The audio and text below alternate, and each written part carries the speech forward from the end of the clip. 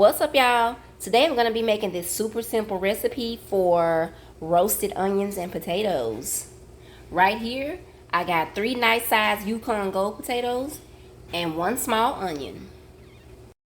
You want to make sure your potatoes are nice and clean and dry. Then you want to cut them up into large pieces. So this is how I cut my potatoes up in like half moons, and you don't want to cut them too small because you don't want them to burn. And then here's my onion. I also cut it up kind of like that too, and I'm just going to break these pieces up. This is how your onions will look once you break them up.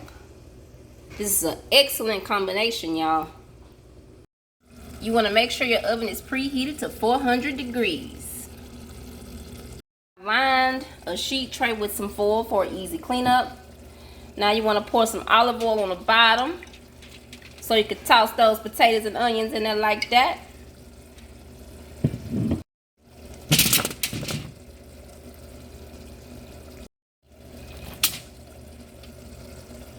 You guys, you don't have to peel your potatoes unless you really want to. I like Yukon gold potatoes because the skin is pretty thin, so yeah. Alright, make sure you coat these really good with olive oil. That's why I put the oil on the bottom, so it's easier to toss. Get everybody coated real nice. At this time, you want to season them. You can use any type of seasoning you want, y'all, but I'm going to go in with the garlic salt, some onion powder, and Italian seasoning.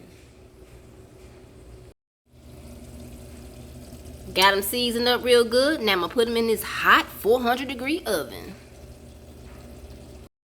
Quick tip. Make sure that everybody is in one layer. You don't want things to be stacked on top of each other. You want everybody to get that nice crispy crust.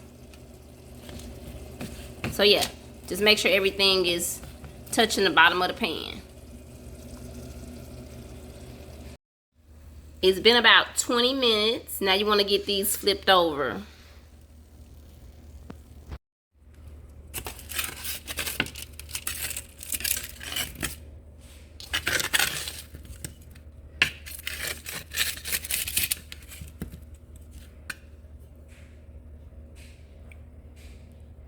Okay, so we want to get just a little bit more brownness, so get them back in the oven to cook the rest of the way.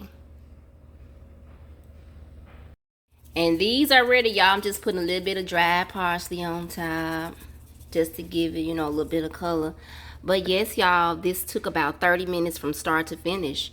I hope you'll try this recipe out. If you love onions and potatoes, this is a perfect combination. And these make great leftovers.